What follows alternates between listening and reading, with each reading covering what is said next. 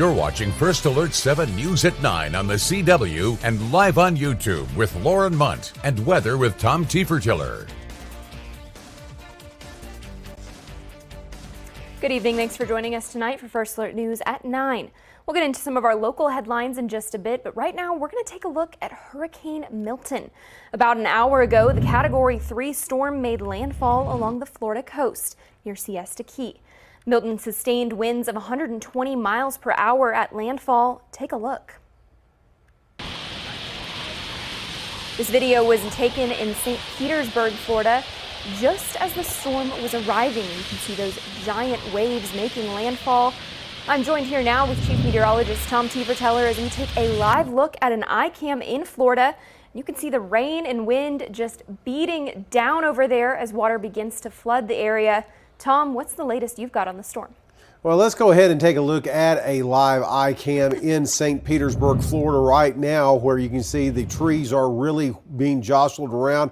They've had gusts up to 82 miles an hour in and around Tampa out of this, and that was about 30 minutes ago, so they probably have some higher gusts as the eye wall has really been lashing these areas. Still have power in this location, but you can see the trees really swaying there. And as we take a look on our live radar, not a lot happening here, but again, numerous flood warnings. There's an extreme wind warning remaining in effect for the Tampa Bay area and Pinellas County as this storm has moved onshore again down towards the Bradenton area, just between there, Sarasota, and moving off to the northeast at about 10 miles an hour. Winds up to 120 miles an hour still ongoing, and this is going to move right up the interstate towards Orlando here over the next few hours. Back towards West Texas again, we saw some warm temperatures today. We're currently down to about 80 degrees, so a comfortable evening out here in West Texas as things are dry, humidity levels are low, and we're going to be looking at pretty quiet conditions for the rest of tonight down in the lower 60s across the area. Thank you, Tom. Continuing to track Milton, wind and extremely heavy rainfall like we were just talking about are creating catastrophic conditions across the Tampa area with an increasing risk of life-threatening flash flooding. Christian Benavides is in Tampa with the latest as Milton moves across the state.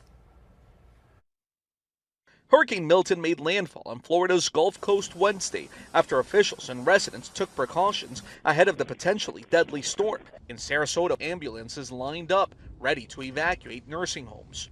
Milton still carries incredible destructiveness, can wipe out communities. In an address to the nation, President Biden said the federal government will work with Florida officials to help pump floodwater, restore power, and clear debris that can turn into deadly projectiles during heavy winds. I encourage people to look for safer shelter.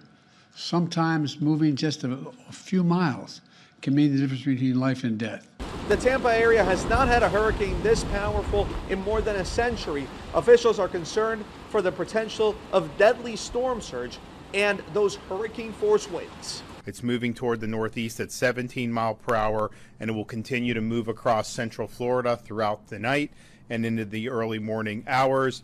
As Milton approached, mandatory evacuation orders and warnings were issued to millions. We had to convince folks to get out of high rises and that even if they were 7 stories up or more, then they were still at risk. I've never been like this close to like a big hurt. We're just gonna keep sheltered up in our hotel room. I mean, we brought books, we brought card games and stuff. Several major theme parks ceased operations and Orlando's airport closed ahead of Milton's landfall. Christian Benavides, CBS News, Tampa. Milton, of course, comes just over a week after Hurricane Helene devastated western North Carolina as thousands remain without shelter and power. 3,500 active duty and National Guard soldiers are in the area helping with the relief efforts. The focus has shifted from search and recovery towards helping people deal with long-term power outages. General Wes Morrison of the North Carolina National Guard says it's important to listen to and work with local emergency responders during natural disasters. And we try to listen to the first responders and local leaders at that lowest level. And I like to tell folks that the military is not in charge of this. We work by, with, and for local first responders and local leaders down there because they know their communities and their needs best. He also added that the response plan for Florida and Hurricane Milton will have no impact on the relief efforts in western North Carolina. First Alert 7 is partnering with the West Texas Food Bank to help resupply the Manna Food Bank in Asheville, North Carolina that was destroyed in Hurricane Helene. You can see a list of the things that need to be donated, and you can drop those off at either the West Texas Food Bank locations or here at First Alert Studios in Music City Mall. Turning now to some local environmental news. On October 4th, the U.S. Supreme Court agreed to hear the plan to store about 40,000 tons of highly radioactive waste at a temporary West Texas site, and why some people in the Permian Basin don't think the plan should move forward. The justices are reviewing appeals from President Biden's administration and a company that got a license from the Nuclear Regulatory Commission to build a waste facility in western Texas. The above-ground facility near Andrews in the Permian Basin would be the first of its kind, and it would handle waste from commercial reactors across the country until a permanent storage site is found. With the Permian Basin being the highest producing oil field in the country, the plaintiffs argued that the proposed facility could cause a radiation leak that's economically harmful for oil and gas operations. Congressman Pfluger has proposed a bill that says you can engage in storage of nuclear waste, but only with consent. Don't force it on any communities. So he's trying to streamline the process and trying to create some parameters to govern the process, which right now the NRC is acting like a rogue agency and doing whatever they want. The Supreme Court began hearing arguments in the case on Monday, and a decision is expected to be made by the end of June. And looking in the community now, the Fields Edge in Midland is helping homeless people in the community with the Glean Up Litter program. Yes, Glean Up with a G. With this program, people will work about 4 days a week picking up trash and litter around the city of Midland. It's designed to help people experiencing homelessness overcome obstacles, and the program helps them get back on their feet if they lose their job. 8 people participate each day, earning about 20 hours of work a week. Proof of citizenship or an ID are not required to be part of the cleanup. People who are experiencing homelessness is that they don't have ID, they don't have a way to prove their citizenship sometimes, and it's impossible to find a job without those things. There's a group of people standing out there every morning looking for work. Without ID, I didn't have an ID, so he had me fill out an application and tried me out, put me on, and I've been with him off and on, but so far it's a full-time job right now. Fields Edge also connects people with the resources that they need to get out of a homeless situation and helps them find a job. Tomorrow for National Homelessness Day, Odessa Links is hosting a winter weather supply drive at the Ector County Library. That'll be starting at 8:30 in the morning. Turning now to a story all new here at 9 this evening, the Odessa Housing Finance Corp hosted a 10-year Angelversary event in remembrance of Hunter Miller, who was killed in a car accident in 2014. Hunter's mother, Jill, is the executive director of the Odessa Housing Finance Corp. So in honor of her son, she was presented with a beautiful mural designed in his memory. Above everything else, Jill stressed the importance of slowing down on roads, and she also talked about the importance of being an organ donor, because if something did happen and you don't need your organs anymore, someone else does. Her son Hunter was an organ donor, and she says his legacy lives on through others. Hunter had the prettiest blue eyes you've ever seen in your life, and I immediately said, no, what it means is if something happens to you, you could give somebody your eyes and they could see. And Hunter's response back was very typical Hunter. And what he said was, I'd give somebody the shirt off my back. If anything ever happens to me, give them my eyes. So we did. Jill says the mural is the perfect representation of not only Hunter's personality, but also his story. And she hopes anyone who drives by it uses it as a reminder to slow down and drive safely.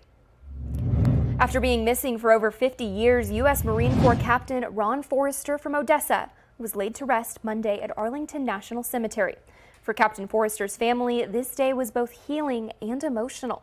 In 1972, U.S. Marine Corps Captain Ron Forrester from Odessa and his co-pilot, Captain Ralph Jim Chipman, disappeared. That was during a nighttime combat mission over northern Vietnam. Over the next several decades, researchers for the Defense POW-MIA Counting Agency found no trace of the pilots or the panel. That was until December 4th of 2023, when Captain Ron Forrester's remains were identified with a DNA test and a gas card. I got to meet a young lady who actually found the credit card. But this team of people that were working in a 120 to 130 degree temperature, digging in a rice paddy. And what a gift it was for me to get to hug them and thank each one of them for changing my life and changing the life of my family. There are still 1,574 people missing from the Vietnam War. And Corinne Forrester hopes that the important mission of the Defense POW MIA Accounting Agency will continue so that more families can experience what she did on Monday. And the city of Midland is remembering former Lee High School quarterback Cedric Benson with a statue to be placed near a Stown Broadband Stadium. The Midland City Council just recently approved the future donation. Benson led the Midland Lee Rebels to 3 straight state championships in 1998, 1999, and 2000. He then went on to play for the Texas Longhorns before playing 8 seasons in the NFL. Benson died in a motorcycle accident in 2019. And Rebel football head coach Clint Hartman spoke to our sports team about him and the legacy that he leaves not only in West Texas high school football, but also statewide. You go talk about players, that are in the state of Texas, Vince Young, Kyler Murray, Cedric Benson's name comes up. Like those, that's an elite crew that you're talking about. That's an elite conversation that you're talking about. He's in the Texas High School Hall of Fame. He's in the Hall of Honor at our school. He's in he's in the College Hall of Fame. I mean, he's in a bunch of them, right? But I respect what Coach Parchman's told me about him, is how tough he was. Speaking of high school football, Odessa Compass is coming off of a huge win against Anthony. First Alert 7's Jensen Young has more from our player of the week. Jensen. Maxwell Tucker is a sophomore do-it-all athlete for the Compass Cougars. In Friday's 69-2 win over the Anthony Wildcats, Maxwell had a long stat line that very few players ever have the chance to achieve. He finished with 97 rushing yards and 2 touchdowns on 14 carries and a 14-yard reception on offense. But that's not all. On defense, he recorded 5 tackles, 1 for loss, half a sack, and an interception return for a touchdown. But again, that's not all. Maxwell also plays on special teams. He blocked a punt and returned it for a touchdown. A lot, really. Number one, that it's what's expected, really. Coach here expects the best out of us, expects the best out of every single player out here, and that's what we try to give. I feel I can do this in every single game that I play, no matter who it is or what we're up against. Having a playmaker like Maxwell, especially as a sophomore, is the wish of any coach like Bo Smith. You talk about, as a coach, being effective on all 3 levels of special teams. You want to be great at offense, defense, and your special teams at 3 phases of the game. You don't expect for one player to be that exceptional on all 3 levels, but that's the kind of work ethic that Max has and displays every day in practice and the games and everything else. So is it surprising? Yeah, but I mean, he works his tail off in order to get there. Start of the season, we were a bit shaky, a bit rough. Now we're finding our groove. We're hitting everything where we need to hit it, and we're getting rolling. On Friday, the Compass Cougars take on the Alpine Bucks. Coming up, how you can stay aware of a crypto scam in the Permian Basin. That's next here on First Alert 7 News at 9.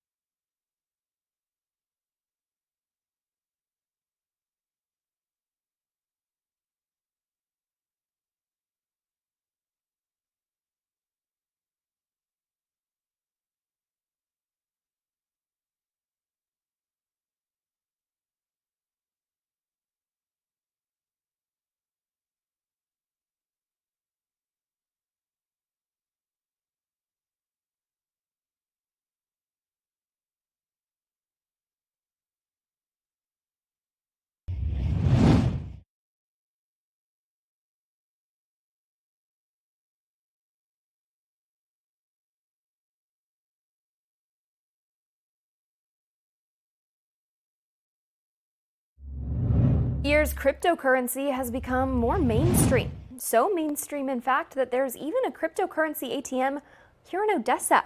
But this growth in popularity also introduces more scams into the crypto market. And like anything, cryptocurrency does have its drawbacks. A big one being that once you pay someone, you can't get that money back. And there's no way to dispute a charge. The only way to get that money back is if the recipient is willing to refund it, which is unlikely in the event of a scam. Last year, Americans lost about $4 billion to crypto scams. And for people just in the Midland and Odessa area, the loss was $4.7 million. Ways that you can avoid being a victim in these types of scams is to make sure that you do your homework on wanting to invest in cryptocurrency. Just like anything else, if it seems too good to be true, it probably is. If you've fallen victim to a cryptocurrency scam, the FBI encourages you to report it on the Internet Crime Complaint Center, which can be reached at ic3.gov. Well, we are looking at pretty quiet weather here, but we're going to talk more about Hurricane Milton coming up next.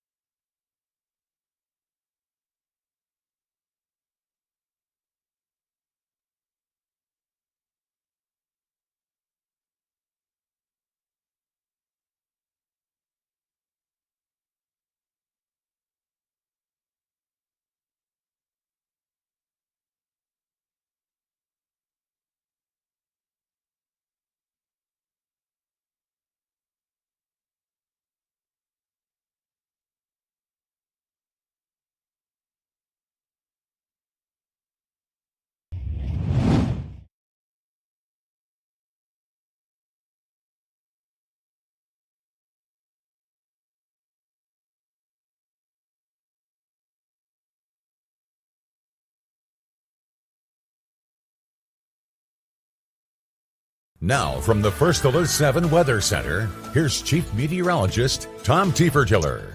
Well, again, tracking Hurricane Milton as it has made landfall in Siesta Key, Florida, just south of the Tampa area.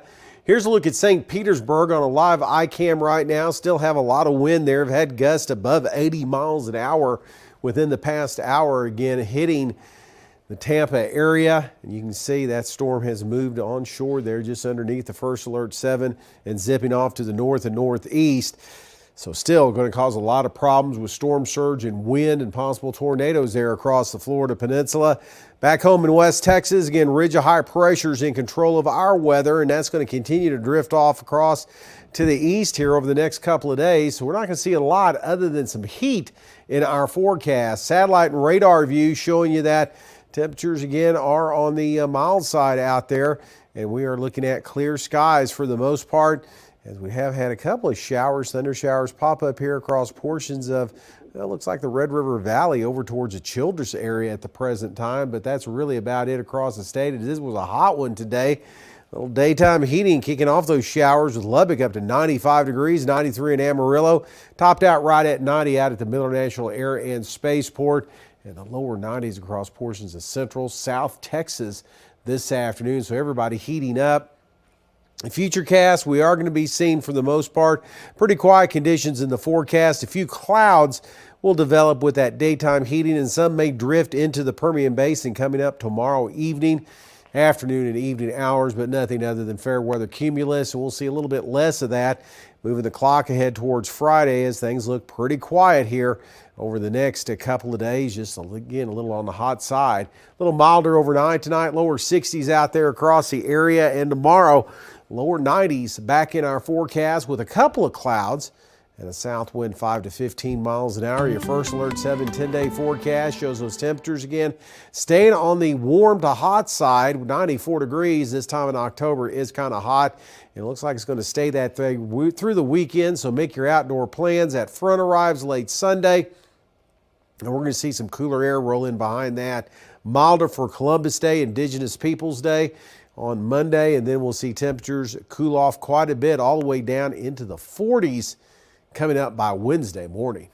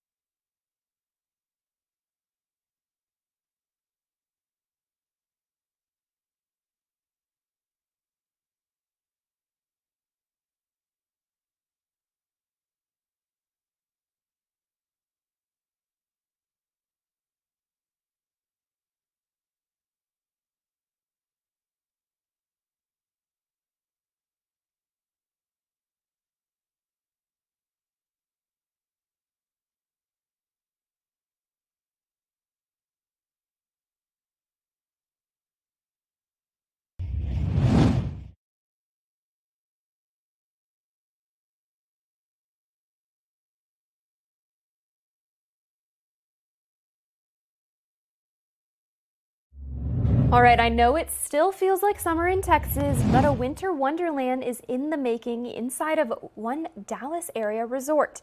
Nicole Nielsen reports. Signs, smiles, and cheers as about 40 of some of the world's best ice carvers arrived in Grapevine. The gentlemen who joined us today are part of a long tradition of ice carvers. Many of their fathers and grandfathers were also in this very unique career.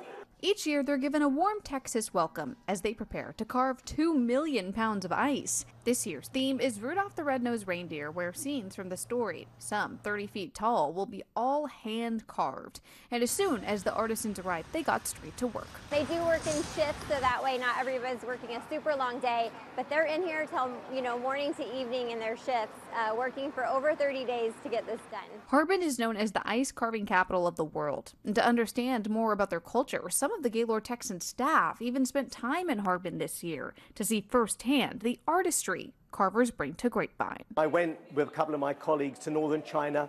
We spent time with a lot of the artisans we greeted today in their hometown, really seeing what they do. There in Harbin, they carve the ice directly out of the frozen river, which runs through the middle of their town, and then they carve out of those frozen ice blocks. None of the artisans speak English, but we did speak through a translator. They say there's something magical about what it's like bringing a piece of China here to Texas.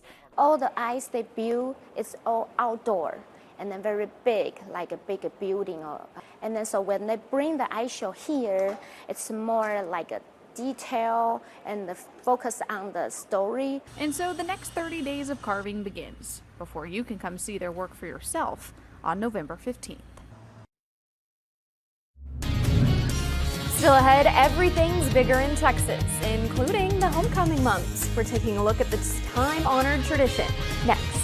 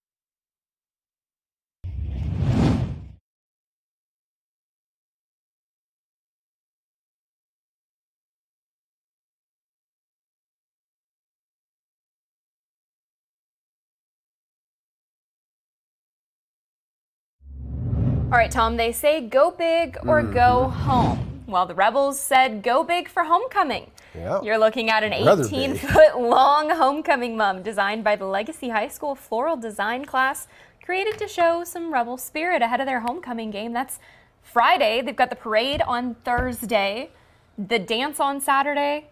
Busy weekend for the Rebels. Busy weekend, and like they say, everything's bigger in Texas. There's proof positive right there. Absolutely, absolutely. That took a lot of work, a lot of ribbon. Yeah, that is a lot of work anyway, especially when you have to haul it in a trailer. Oh my gosh. Anyway, though, the weather is going to be fantastic for everything that's going on. High school football looks good. All right, thanks for joining us for First Alert 7 News at 9 on the CW. We've got more news coming up.